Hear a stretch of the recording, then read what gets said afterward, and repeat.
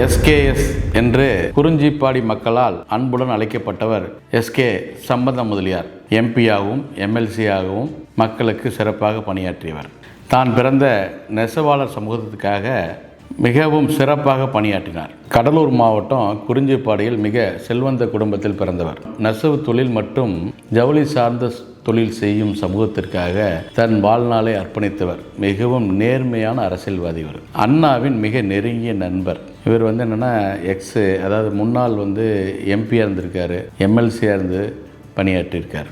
இவர் தன் பள்ளி படிப்பை பார்த்திங்கன்னா கடலூர் மாவட்டத்தில் உள்ள சென்ட் ஜோசப் பள்ளியில் முடித்தார். உயர்கல்வியில் பார்த்திங்கன்னா மெட்ராஸ் கிறிஸ்டியன் காலேஜில் இளங்கலை பட்டம் பெற்றவர். சுதந்திர போராட்ட வீரர். 1950 பார்த்திங்கன்னா இந்திய தேசிய காங்கிரஸ்லேருந்து விலகி அண்ணாவின் கொள்கைகளால் ஈர்க்கப்பட்டு திராவிட முன்னேற்ற கழகத்தில் தன்னை இணைத்து கொண்டார்.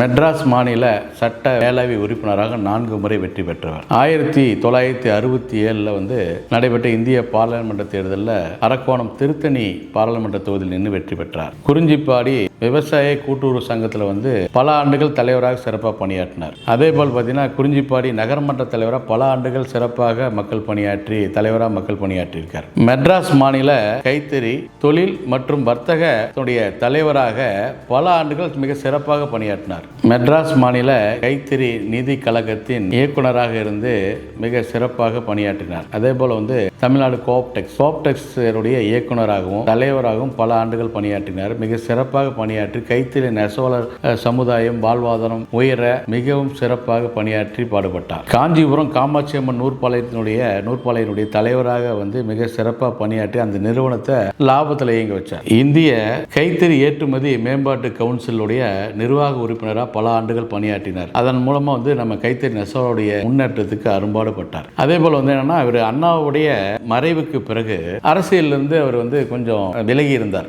அண்ணாவுடைய தீவிர கொள்கையை பின்பற்றி அரசியல் பண்ணதுனால அண்ணா மறைவை அவரால் ஏற்றுக்கொள்ள முடியாம அரசியலிருந்து கொஞ்சம் ஒதுங்கி இருந்தார். அதுக்கப்புறம் புரட்சித் தலைவர் எம்ஜிஆர் அனைத்து இந்திய அண்ணா திராவிட முன்னேற்ற கழகம் ஆரம்பிக்கிறப்ப வீராய் எஸ்கே சம்பந்த முதலியார் குறிஞ்சிப்பாடி எஸ்கே சம்பந்த முதலியாருக்கு அணுகி நீங்க என்னுடைய கட்சியில் இணைஞ்சுக்கணும், நீங்க உங்களுக்கு நான் மந்திரி பதவி கொடுக்கணும் அப்படின்னு அவர் விரும்பி கேட்கிறப்ப அண்ணா ஒருவரே என்னுடைய கொள்கை தலைவர், அதனால நான் அது அவருக்கு பிறகு எந்த ஒரு அரசியல் கட்சியிலும் பயணிக்க விரும்பவில்லை என்று தவிர்த்து மறுத்து விட்டார்.